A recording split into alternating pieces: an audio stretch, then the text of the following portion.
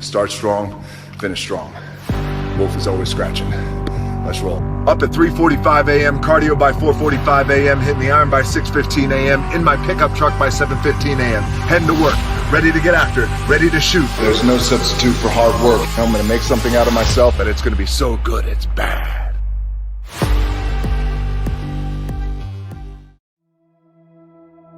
Instead of telling you what I think you should be doing, or how you could be better, or I thought, well, let me just speak from the heart, speak from my gut, and really not have anything prepared, but just tell you what's worked for me.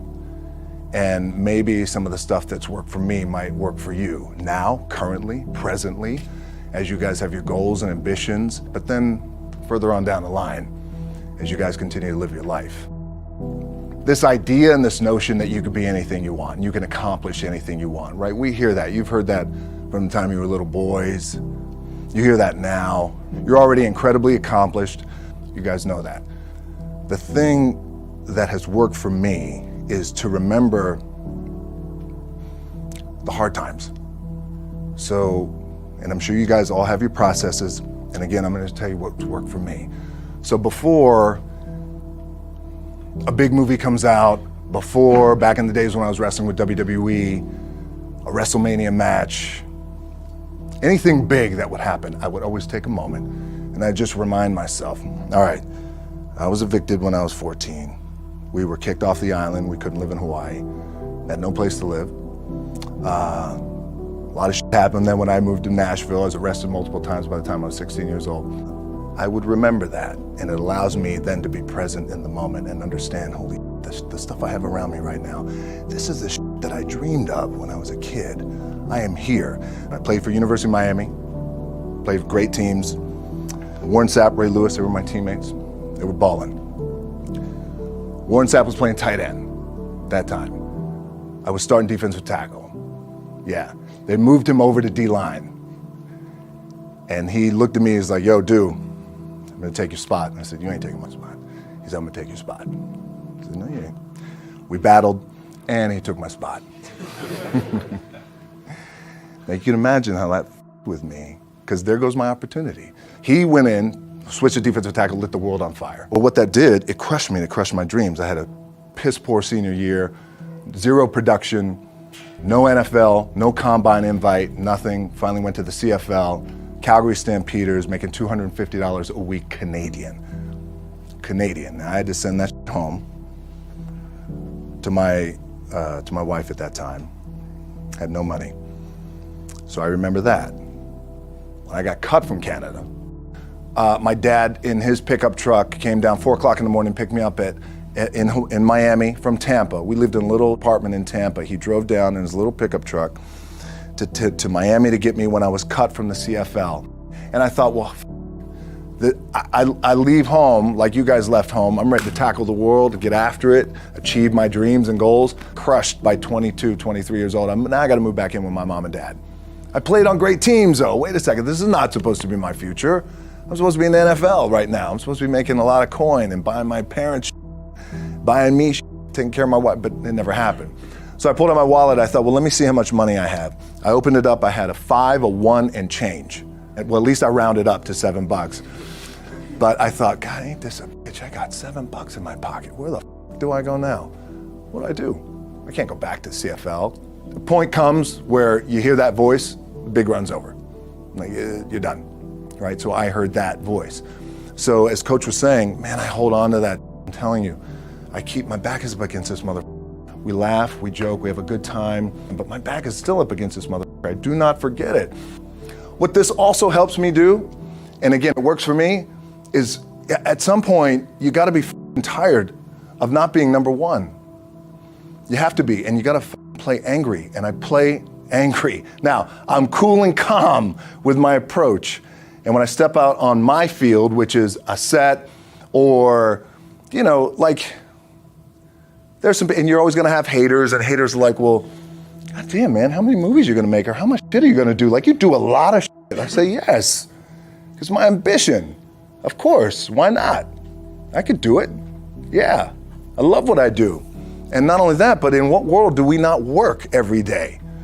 my back is up against this thing, you know, and I started to play angry, by the way, and I still play angry. My last match, Brock Lesnar, transitioned, and I realized if I had to be great at something, I wanted to be great in this world of Hollywood and movie making and producing and entertainment, I had to commit, and like you guys have to commit. Obviously, you commit to something, commit to the goal.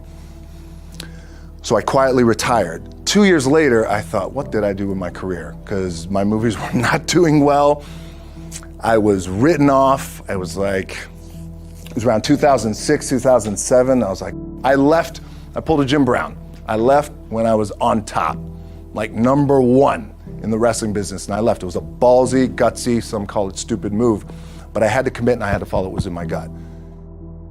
What helps me is to keep the hard times in the front of my mind, because it allows me to go into these big moments that I've worked my ass off, and you guys have worked your ass off. It allows me to go into these big moments with a different perspective.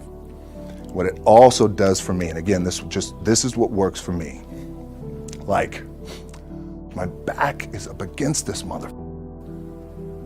Every day, it's against this wall.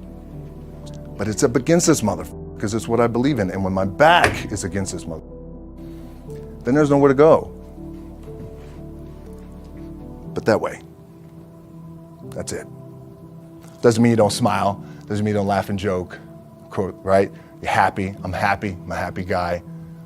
But when it comes to business and when it comes to executing, it's up against this. And I got to go that way. And I don't give a fuck who is in front of me. They're not going to stop me. The key for me was, where does it start? What's the anchor? What's the anchor? So I could have all these ambitions, and you guys have all these ambitions, which is great. It's important. I'll play this role, you'll play that role. I'll execute this thing, and it'll come out this summer. You guys will execute this thing during the summer, right, when it's time to really put in a lot more work. But the key with me is just always finding what the anchor is. And the anchor is getting up at 4 o'clock in the morning every day before anybody else and grounding my thought process is in the no one will outwork me. No one. I love and I respect you guys. Motherfucker won't outwork me. All starts with this. 2 hands, putting it to work. My last match in WWE, I'll share this with you guys too, is that, again, because there's a little bit of takeaway here from all this, is I wrestled John Cena, and I went in, I think it was 2013, I went in WWE champion, and we went in MetLife Stadium. We had a record-breaking attendance, which was amazing that night. We accomplished our goal. So I wrestled with John Cena. We had 45 minutes planned for the match. It's nonstop go, right? So your conditioning is tested. And at that time, I wasn't full-time in WWE. I was just doing these spot matches where I was still shooting G.I. Joe, I think, or Pain and Gain at that time. It was Fast and Furious 6 in London. Had to travel in the ring, get all my ring work in, travel back to shoot Fast and Furious, then back, WWE Raw, doing those shows. The big build up to WrestleMania against John. We get to MetLife Stadium. It's a big night. This is it. It's game night, right? It's championship night for me. 45-minute match planned out. There's no cut. There's no, all right, well, let's pick it back up tomorrow. You know, it's go time. It's just like you guys in a game. I'm getting scared because I'm thinking, man, well, what happens if I pinch something or something like, you know, I don't know, your mind starts fucking with you in the moment. There's 85,000 people, your adrenaline's rushing. Thinking, man, what happens if I'm gonna lose my leg or some shit like this, if I've just done something to my artery? Final move of the match is his big finishing move. And I remember I'm getting up and I'm turning like this because I have to fall into him. He's gonna hit me with his big finisher. I remember turning into John and he says, and I remember thinking to myself, God, please don't let this be too bad. Just take care of me. Take care of me. Bang! Comes in the back, I get to the back, I can't move. Now I'm getting a little nervous.